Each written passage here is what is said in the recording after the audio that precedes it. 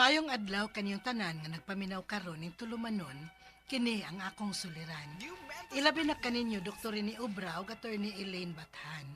Ingon man sa mga artista nga maghatag og kinabuhi ning akong suwat suliran. Ako si Filomena, minyo og may 5 ka anak. Taga Minglanilla, Cebu. Punto medikal kining akong suliran. Kabahin kini sa sakit sa akong ikatulong anak. Aron niyo sabtan, ingon ini ang mga panghitabo. Imo ko nga enroll og transport, ma. O anak, kaysa akong tanaw nimo, maayong ka musayaw, liwat ka na ako. Aron mas musamot ka maayong musayaw, i-enroll ti ka sa dance sport. Sige, ma. Ganahan ko. O anak, kumusta niyong practice? Okay ra, mama. Ingon dito ako ang dance instructor, maay. Basta ma-perfect na ko nun ako. Papilon ko nila competition. Wow, mao ba? Unya ikaw nak, ganahan ka. Oh, pero kinahanglan pa man kog more practice. Hala sige, kung sa'y gusto ni mo nak, andam kong busuporta ni mo. Thank you, mama. Mayo kay musayaw si Ina Jasmine. Uy, buyag. Mayo kay mong anak ni Oy. Salamat, Yaz. Asa pa hindi ay maliwa. Oh, siyempre, sa irwat yun mo. Aw, lagi. Ringo, lingaw kayo mga iyaano ko yung kanil nagtanaw ni Ina Jasmine nga ni Sayaw. Na, mauman sa day gusto anong bataagod. Nga masayaw, tubangan sa mga tao. Mao ba? So, entertainer yun di ay. Mula. Oh, namsaman ka. Gihilot-hilot man guna ni mo imong tuhod. Sakit mong gut, ma. Sige, baka ginom gatas na. Oh, sige man, ma. Basta gani sa akin. Oh, mao ba? Nabibi, ato nang hilot-hiloton. Bugnaw mo sa good ang panahon. Basig arthritis na. Ha? Arthritis, ma? Pwede di arthritis yun, bisog bata pa. Ay, oo, uy. Una naman sa kusaon na. Bibi, sige na, be. Pahimutang kay ato ng hilot-hiloton. Oh, ma. Jasmine, ay kalimot og take sa imong vitamins, ha? Hapit na ba ang competition? Oh, ma. Ready naman ka, anak. Oh, ma, uy. Ready na kaayo. Excited naman gani ko. Good. Kana ba? Do your best lang yun, ha? Balag dili ikaw mo daog. Basta para na ako, daog na ka. Proud na kay kunimo. Thank you, ma.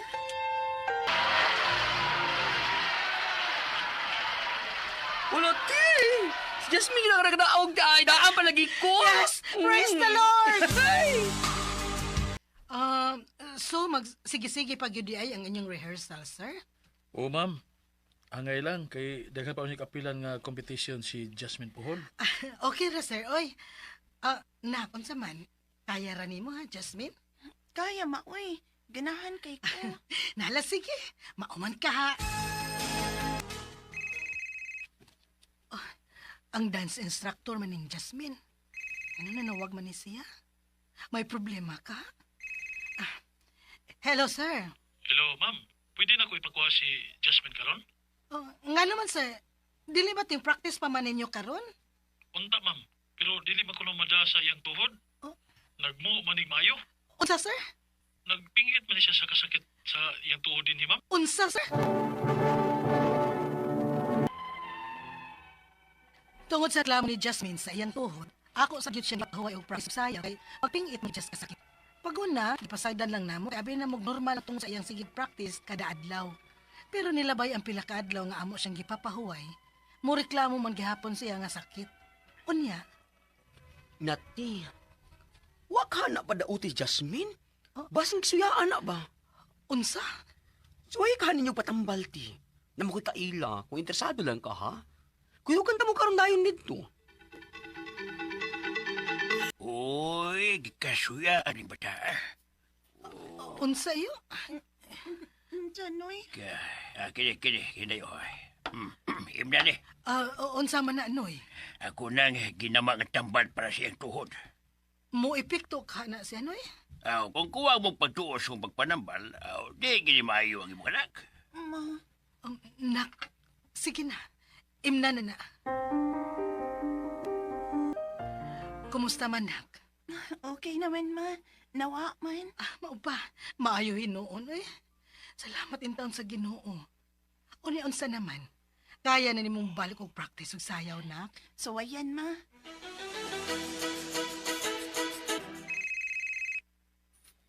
coach ni Jasmine. Hello, sir. Hello, ma'am. Pagdali, ma'am. Among gida si Jasmine sa ospital. Unsa? Nga naman, sir. Kinahanglan nato og X-ray o biopsy. Doon ako nakita nga unusual sa iyang bone structure. Unsa, Dok? I'm sorry to say this.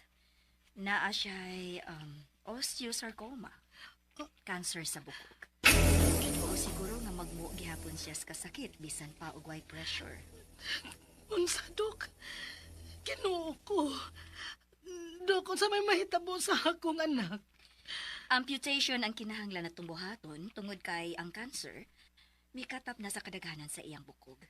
Buti pa sabot, kinahanglan nga putlon ang iyang tiil aron dili mo spread og maayo ang cancer. Kinuo ko. Unsa, Dok? Naluoy kay ko sa akong anak. Naglibog ko kung unsaon ako pagsulti niya nga kinalamputlo ang iyang tiil aron dili na mukata pa ang kanser sa ubang parte sa iyang bukog. Ang ako mga pangutana mao kining mosunod unang pangutana. Kung dili na mo ipaputol ang iyang tiil, doon na ba'y laing option aron maluwas ang akong anak? Wa na bagyo'y laing paagi aron dili ni putlon ang iyang tiil? Ikaduhang pangutana. Kung mo decide yun ming ipaputol na lang, assurance ba ni nga maluwas ang akong anak? Dili na ba mo balik ang kanser sa iyang lawas? Ikatulong pangutana. Posible ka nga makasayaw pa og balik ang akong anak o dili na? Maayo ka nga magpa-second opinion ni sa laing doktor? Ikaupat o katapusang pangutana. Asa man ni nakuha sa akong anak?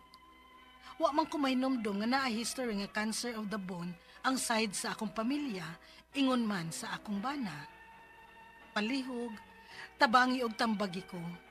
Kini ang akong suliran, Filomena. Mayong adlaw mga suking tigpaminaw din sa tong programa kini ang akong suliran. Ano na sa bako si Dr. Rene Obra magiguban kaninyo karong adlaw. Ako mutambag sa iyong mga medical problem, psychological, emotional, behavioral ug mga drug related nga mga problema kay medical doctor man ako, psychiatrist ug drug addiction specialist. Klase-klaseng pamaagi sa pagpadala sa mga sulat-suliran di kanamo. Pwede kayo padala sa mong email suliran_612@yahoo.com or sa atong Facebook account kini ang akong suliran official writer's page o dire ba sa mong batan sa 3rd floor UCR Martinez Biling Osmeña Boulevard ning Dakbayan sa Sugbo. Ang atong makutlo nga pagtulon-an karong adlaw mao kini nga to change your body you must first change your mind. Kani kunong tanan nga nang hitabo aning kalibutan na magsugod din sa panghuna-huna gawa sa katong mga acts of God, no? Pero mga buta nga hinimo sa tao tanan magsugod sa paghuna-huna, ha? Sa magplano kag bay, usaon nimo pagpugong ang baha nga dili mo katap sa mga kabalayan, magsugod na sa paghuna-huna, ha? Mga tanan nga kurso mo gamit yung kasi mong utok, ha? Di ka pwede mo graduate kag college or high school or elementary nga di ka mo gamit sa mong utok. So, mao na siya, no? Ang atong magtatampo ko na lawa si Filomena, minyo ni siya, may 5 ka mga anak, taga Miglanilla, Cebu. Wow. About this sa iyang ikatulo nga anak nga naalgi kunoy unsa to, murag arthritis ba to? Si bato ako mga kaila sa Miglanilla. LP Alpante, no? Magkita na may gabi, nag-meeting mi sa Lions. Okay, so mga Alikabo family dia sa Naga City, no? Si Salome, si Ninya, Victoria, Albert, ug Victor, Nestor Arivalo, Emmanuel Tumala Salinggi, Rose Marie Yang Salinggi, Chay Meredith, siya pa ning uban, mga taga Minglanilla. Asa naman to akong listahan sa mga taga Minglanilla, eh. Nawagtang naman. Of course na si Nestor ug si Linda Pasaylo, no? Naadiha si mga Sanchez family da sa Tubod Minglanilla, si Jean ug si Harley Rene Sanchez, mga Real family da sa Barili, si Felix, si Annabel ug si Kylie, si Drigo Merin Alcuntin, Mulin Mensan, Jen Cañada, Ryan Mirascal, Dr. Dan Salod, musta naman diha. Ug si si Bong Mendez dahil sa San Isidro, San Fernando, Cebu. Thank you, Bong, sa imong paghatag na kong ticket sa Ruby. Usay magsamok-samok yung kunimo ka lang labi nagda kong sakyanan muli ko sliti. Bong, tabangit ako masakay akong sakyanan kay wa na bakante ko no. Mangita pug paagi ni Bong nga makasakay taw na nga akong sakyanan paingon balik nga to sa Leyte, no? So going back to our sender si Pilomena about ni sa iyang sakit, about sa iyang anak, kay katulong nga anak kay 5 naman na iyang anak. So unang pangutana ni Pilomena, kung dili namo ipaputol ang iyang tiil, do na bay laing opsyon aron maluwas ang akong anak? Wala na bagay laing paagi aron dili lang putlon ang tiil. So ang sama sa nabatin to sa drama, ang ikatulong anak ni Pilomena na ay gidiagnose nga cancer, no? Cancer of the bones, no? So kining magong cancer usanis mga ingnon ta lisod gyud tambalon nga no, more on symptomatic treatment lagi ni siya, no? Kung ang imong attending doctor si mong anak Pilomena moingon nga i-amputate para nga dili makalamay ang cancer cells, kung na-diagnose ni cancer gining imong anak, aton na lang siyang kanong tingali. Pero kung in situ pa ang cancer ng litan o makalamay, kung ko idea o sa kagrabe ang kondisyon sa imong anak, no? Kaya ma-diagnose properly to X-ray, CT scan, magnetic resonance imaging, biopsy, positron emission test, mo na mga laboratory workup nga pagahimuon para pag-confirmar kung usa ka tumor o na bukol na sa bones, cancerous ba o dili ba. Actually kining problema sa bones, no, mao ni siya pinakalisod, one of the most or if not the most painful kind of malignancy nga cancer, no?